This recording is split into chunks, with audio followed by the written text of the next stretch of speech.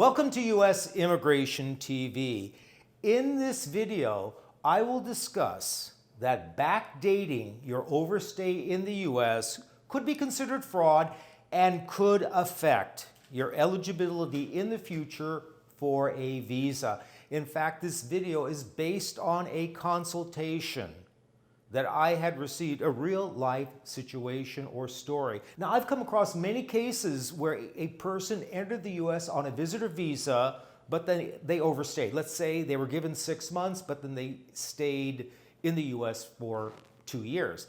And they thought that by backdating their return to the Philippines or other country, their overstay could be hidden.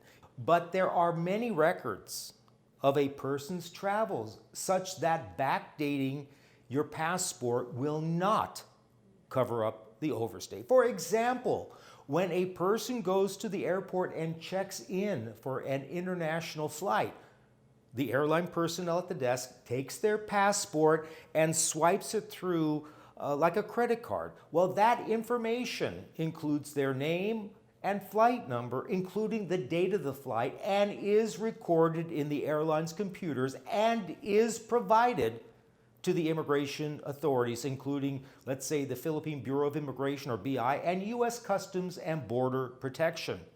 Also, for non-immigrants, their I-94 arrival or departure record is now automated or computerized. Now, it used to be that CBP would staple that little white postcard I-94 in the person's passport, which indicated how long they were allowed to stay in the US. Well, now that record, or that I-94, is on the CBP's website, and a person can simply enter their name and passport number, and their travel history to and from the US is available online.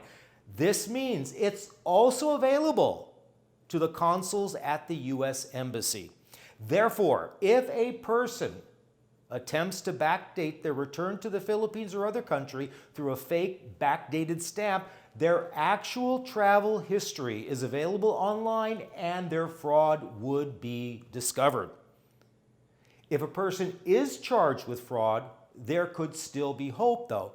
If they have a spouse or a parent, not a child, but a spouse or a parent who is a U.S. citizen or a lawful permanent resident or green card holder, they could apply for a fraud waiver, demonstrating that their spouse or parent would suffer extreme hardship. In fact, on this YouTube channel, I have posted several videos about committing fraud and fraud waivers, so make sure you go back and check and view those videos as well.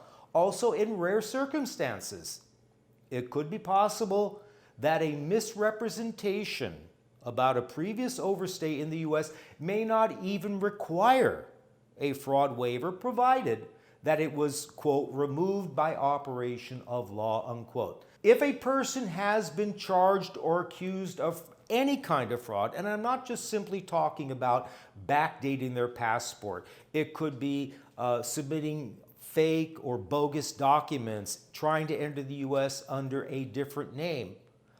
I would strongly recommend that they consult with an attorney who can evaluate their case and determine if they made a misrepresentation, if the misrepresentation was material, or whether a fraud waiver is required.